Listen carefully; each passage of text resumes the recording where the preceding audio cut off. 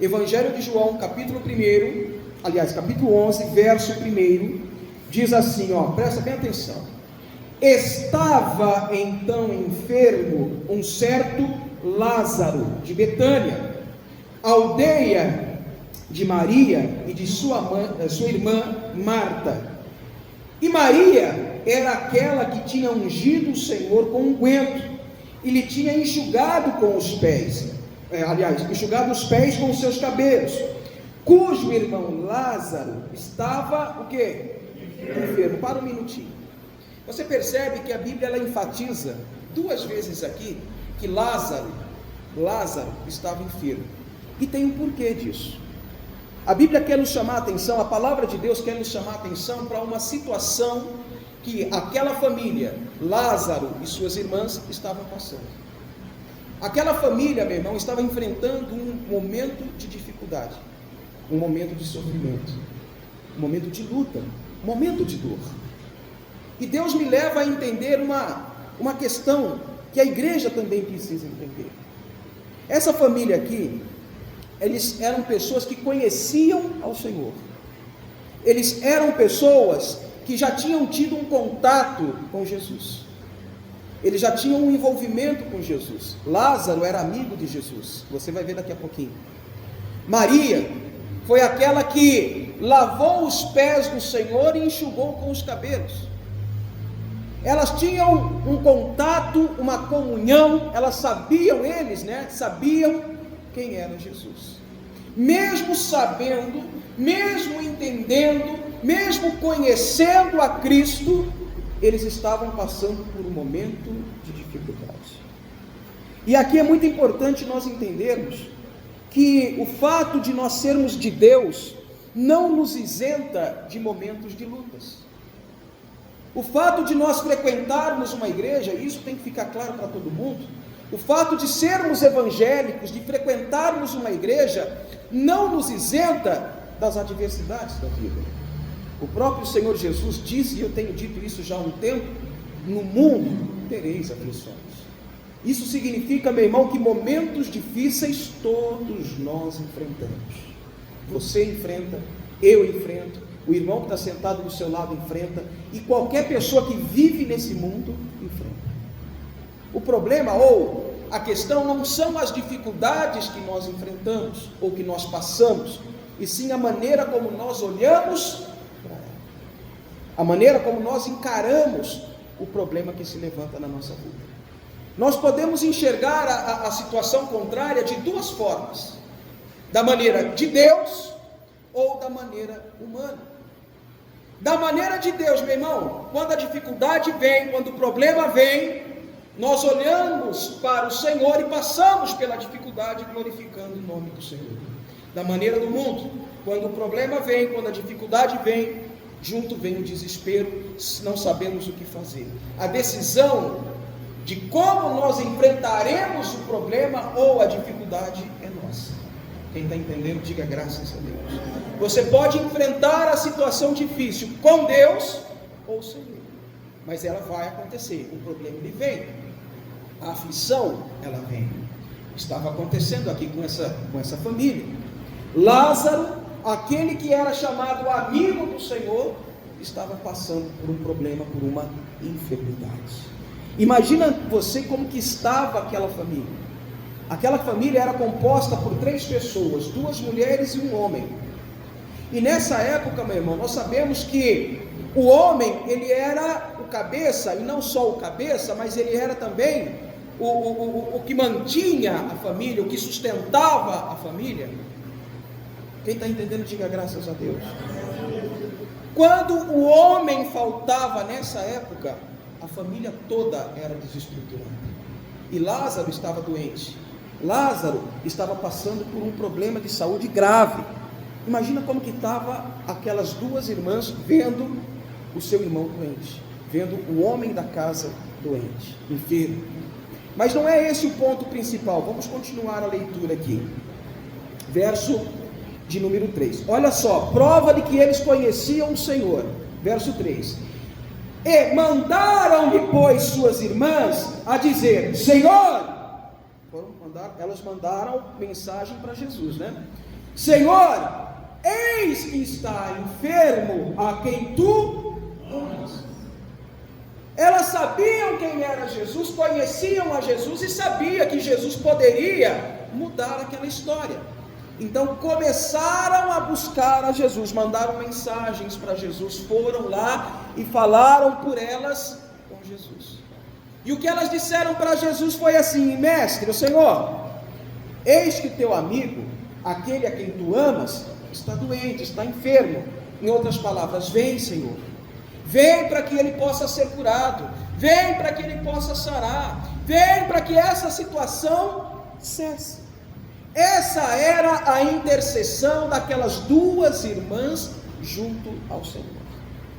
Meu irmão, e essa não era só a intercessão delas, não era só o pedido delas, era também a expectativa de fé delas. Elas queriam que Jesus viesse até Lázaro, colocasse a mão sobre Lázaro e o curasse, tirasse, mandasse embora aquela enfermidade. Vê se não é assim também com a gente hoje. Vê se não é a nossa esperança ou a nossa fé assim também hoje. Nós chegamos na casa de Deus, por exemplo, colocamos a situação diante de Deus e pedimos: Senhor, venha curar, Senhor, venha libertar, Senhor, venha fazer a tua obra, Senhor, venha realizar um milagre, Senhor, venha me prosperar, venha abrir portas, venha trazer salvação, venha trazer livramento, venha trazer vida. É ou não é assim que a gente faz, meu irmão? E por que nós fazemos assim? Porque essa é a nossa expectativa de fé. Nós queremos que o Senhor faça isso na nossa vida. Nós queremos que Deus trabalhe na nossa vida dessa maneira, que Ele possa vir e nos livrar, que Ele possa vir e nos curar, prosperar, libertar. Só que a maneira de Deus agir não é da nossa forma, ou não é da maneira como nós queremos que Ele faça. A maneira como Deus opera, meu irmão, não é segundo a nossa maneira de pensar. Deus tem a sua maneira de agir. Quem está entendendo aí, diga graças a Deus. Olha para o seu irmão aí do lado e fala assim: meu irmão, Deus tem a sua maneira de agir. E nem sempre, diga isso para ele, e nem sempre é da maneira como nós imaginamos. Amém? Agora olha para mim. A nossa expectativa de fé, ou a nossa intenção de fé, predetermina na nossa mente, viu? Predetermina a maneira como Deus agirá na nossa vida. Mas nem sempre é assim que Deus faz. Nem sempre é da maneira como nós imaginamos que Deus opera. E assim aconteceu com essa família também. Elas mandaram mensageiros para Jesus: Jesus, vem depressa, porque o seu amigo, aquele a quem tu amas, está doente. Qual era a expectativa daquelas duas irmãs? Que Jesus parasse tudo e fosse correndo até a casa delas. Não é isso? Não era o que elas estavam dizendo? Vamos ler o 3 novamente? Olha só: e mandaram-lhe, pois, suas irmãs a dizer: Senhor, eis que está enfermo aquele a quem tu amas. Em outras palavras, se apressa, Jesus, vem colocar as mãos sobre Lázaro, vem curar a Lázaro, vem trabalhar na vida de Lázaro, vem salvar, Senhor, a nossa família. Essa era a expectativa daquelas duas irmãs. Mas olha o que diz o verso seguinte, presta atenção. Jesus, ouvindo isso, disse: essa enfermidade não é para a morte, mas para a glória de quem? Deus. Para a glória, Deus. Para a glória, Deus. Grava isso aqui, meu irmão. Olha o que diz aí agora: para que o Filho de Deus seja glorificado nela. Agora eu quero que você pare tudo e olhe aqui para mim. Havia uma necessidade, ou não? Havia uma necessidade. Houve um pedido de socorro, ou não? Sim. Houve um pedido de socorro, uma oração, um pedido de ajuda. Porque na realidade o que elas fizeram ali foi uma oração, foi um pedido a Jesus. Então houve um pedido de ajuda. Houve uma solicitação feita ao Senhor Jesus. E quando Jesus recebe aquela orientação, aliás, aquela solicitação, aquela oração, olha qual foi a reação do Senhor Jesus aqui. Ou qual foi a resposta que Jesus deu para aquelas duas mulheres ali? Jesus disse assim, o verso 4 novamente. Jesus ouvindo disse: essa enfermidade não é para a morte. Quando elas fizeram a solicitação, Jesus de pronto respondeu. A cura ainda não havia chego. A solução do problema ainda não estava sobre Lázaro, sobre aquela família. Mas Jesus já tinha liberado uma palavra, dizendo: essa doença de Lázaro não é para a morte. Quando Jesus disse isso, como aquela família deveria ter se comportado? Ou como aquelas pessoas deveriam ter se comportado? Simplesmente crer. Pronto, Jesus disse que não é para a morte, pronto, não precisa ficar preocupado. A morte não vai chegar. Jesus disse que não chegaria. Quem está entendendo aí, diga graças a Deus. Com muita fé, diga graças a Deus. Quando elas receberam aquela palavra dizendo: isso aí não é para a morte, meu irmão, elas deveriam ter descansado nessa palavra, ter confiado nessa palavra, ter acreditado nessa palavra, mas não foi o que aconteceu. Elas continuaram desesperadas, elas continuaram aflitas. Você vai ver daqui a pouquinho. Elas continuaram preocupadas. Exatamente o mesmo que acontece na igreja de Cristo hoje. Quando nós chegamos ao Senhor, quando nós comunicamos a Deus, quando nós apresentamos a Ele todo o mal, todas as razões ou tudo aquilo que tem acontecido conosco, meu irmão, Deus sempre nos dá uma orientação, Deus sempre nos dá uma palavra. E o que nós devemos fazer nisso, quando recebemos essa palavra, é confiar, mas nós nem sempre confiamos. Muitas vezes a nossa posição é igual das duas aqui. Continuamos aflitos, continuamos preocupados, continuamos com medo, continuamos crendo mais no problema do que naquilo que o Senhor disse, mais no problema do que na palavra que nos foi direcionada, que nos foi revelada. Gente, quando Deus fala, o que Ele fala é fato, acontece. Não tem meio termo, não tem como acontecer contrário, não tem como acontecer diferente. Se Ele disse, vai acontecer e ponto. E é nisso que a gente deve confiar, é nisso que a gente deve crer. Nós não podemos retroceder ou voltar atrás, ou desconfiar de uma palavra quando ela é liberada por Deus. E a gente desconfia. A nossa humanidade muitas vezes fala mais alto do que a nossa fé. E deve ser o contrário. A nossa fé deve falar mais alto do que o nosso lado natural, do que a nossa humanidade. Se Deus falou, ponto, chega, vai acontecer. E é isso que a gente deve, é nisso que a gente deve crer. Jesus disse para elas, ou para os mensageiros levarem até ela: olha, isso aí que está acontecendo com Lázaro, não é para a morte não. Pelo contrário, é para que o Filho do Homem seja glorificado na vida de Lázaro. Meu irmão, muitas coisas acontecem na nossa vida com permissão de Deus. Pastor, você está de brincadeira, é verdade. Com permissão dele, para que ele possa ser glorificado na nossa vida. Agora, isso tem que ser entendido. Deus não vai colocar uma doença, Deus não vai colocar um mal na sua vida para que ele receba depois a glória, não. Mas ele permite certas coisas acontecerem na nossa vida para que ele possa ser glorificado. Mas por que ele permite isso? Meu irmão, Deus, ele prova o nosso coração. Sabe, existe uma conversa ou um discurso no meio evangélico que precisa ser bem entendido, dizendo que Deus não prova ninguém. Não, Deus prova sim, mas não é da maneira como nós achamos ou como nós entendemos. Deus prova o que tem dentro do nosso coração. Vai lá para o livro de Provérbios, marca aí, nós vamos voltar, marca aí, vai lá para Provérbios, no nome de Jesus. Livro de Provérbios, capítulo de número 17. Provérbios, capítulo 17. Verso de número 3. Olha o que está escrito aí. Quem achou, diga graças a Deus. Provérbios capítulo 17, verso de número 3. Todo mundo achou? Diz assim, presta bem atenção, diz assim: O crisol, só para explicar o que é crisol é como se fosse um recipiente onde a prata ela é refinada, amém?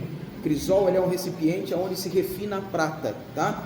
O crisol é para a prata e o forno para o ouro, mas o Senhor prova, leia comigo, fala bem alto, o Senhor o quê?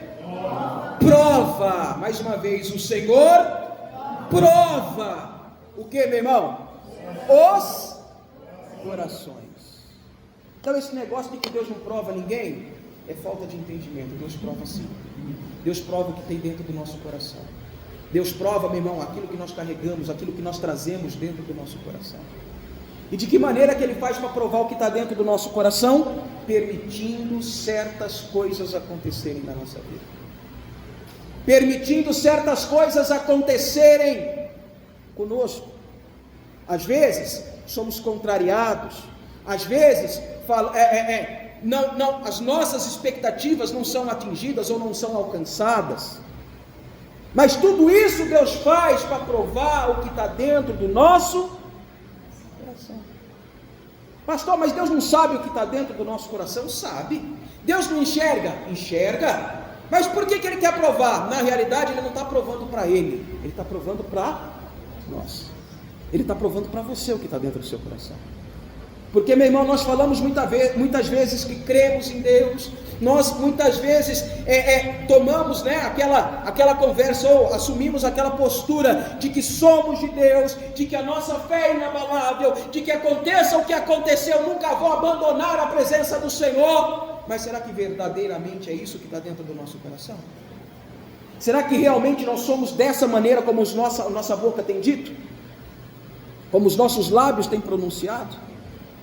Ou aquilo que falamos apenas são palavras vazias, é um discurso vazio? Será que realmente aquilo que nós falamos é o que está dentro do nosso coração? Ou nós falamos apenas coisas vazias? Porque dentro do coração do homem, meu irmão, olha para mim, toda a igreja, no nosso coração nós abrigamos aquilo que nós queremos abrigar, e nem sempre aquilo que nós queremos é o que Deus tem a nos oferecer. Vai lá para Mateus capítulo 15, Novo Testamento, Mateus capítulo 15,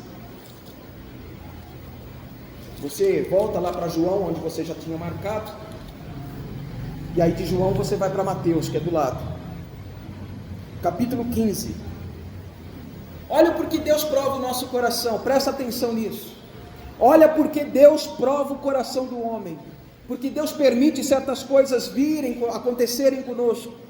Diz assim, capítulo 15, verso 19, olha por que Deus permite muita coisa acontecer, diz assim, porque do coração procedem, olha isso, meu irmão, maus pensamentos, morte, adultério, prostituição, furto, falsos testemunhos e blasfêmias. Sabe aquele negócio que eu disse há pouco para você, que nós falamos muitas vezes palavras vazias? Se enquadra nisso aqui, blasfêmias. Muitas vezes nós falamos, mas na realidade não é aquilo que a gente tem guardado no nosso coração. Muitas vezes eu digo, porque eu confio em Deus, porque a minha fé é inabalável, porque nada me afasta do amor de Cristo, nada me tira da casa de Deus. Será? Será que isso realmente é o que está dentro do seu coração? Será que isso realmente é o que a gente tem guardado aqui dentro do coração? Porque segundo a palavra de Deus, tudo isso aqui é o que o homem coloca no coração: maus pensamentos, morte, adultério, prostituição, furto, falsos testemunhos e blasfêmias. Olha o que diz no verso 20: são essas as coisas que contaminam, o homem. Meu irmão, não acredite no teu coração, porque muitas vezes você tem abrigado coisas como essa dentro dele e ainda não entendeu, e ainda nem percebeu. É por isso que Deus ele prova o seu coração. É por isso que Deus permite certas coisas de acontecerem. para ver se realmente o que está lá dentro te leva para mais perto dele ou para mais longe dele. Vou dar um exemplo para você. Quando nós começamos a enfrentar problemas, ou problemas de saúde, ou na nossa vida, ou na vida de algum familiar nosso, é aí que Deus vê a nossa fé. Se nós vamos nos aproximar dele, buscar nele a solução, apresentar a vida a ele, ou a vida do familiar a ele, ou se já vai vir aquele pensamento, não está adiantando nada eu ir para a igreja, não está adiantando nada eu ser crente. Quem está entendendo aí, diga graças a Deus. Isso nada mais é, meu irmão, do que Deus provando o teu coração. Deus, ele prova. Entenda, a enfermidade de Lázaro não era para a morte, mas para que o Filho fosse glorificado. E de que maneira que Jesus seria glorificado na vida de Lázaro, ou na vida daquela família? Quando o coração daquela família fosse provado. Deus vai ser glorificado na sua vida, meu irmão, quando o teu coração for provado e for aprovado por Ele. Quem está entendendo aí, diga graças a Deus. Volta lá, Evangelho de João.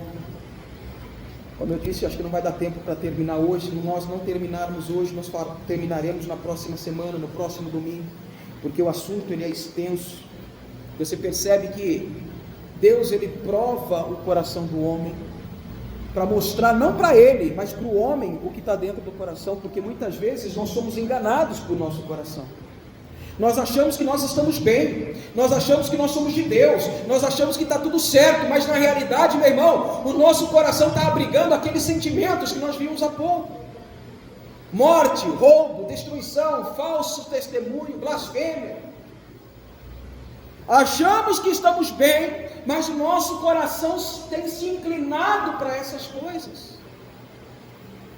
Deus ele prova para nós o que está dentro do nosso coração, através de situações que acontecem. E aqui ele ia provar essa família, ele ia provar o que estava dentro do coração daquelas irmãs, do coração de Lázaro. Olha Deus provando, presta atenção, olha a provação da fé daqueles homens lá, daquela família lá. Vamos ler o 4 novamente. E Jesus, ouvindo isso, disse: essa enfermidade não é para a morte, mas para a glória de Deus, para que o Filho de Deus seja glorificado. Ele tinha dado a direção, ele já tinha dado aqui a solução, ele já tinha mostrado para aquela família que o milagre ia acontecer. E aí então foi provar o coração deles. Ele precisava provar o coração daquela família. Olha o verso seguinte: ora, Jesus amava Marta e a sua irmã e a Lázaro. Verso 6: ouvindo pois que estava enfermo, ele ouviu?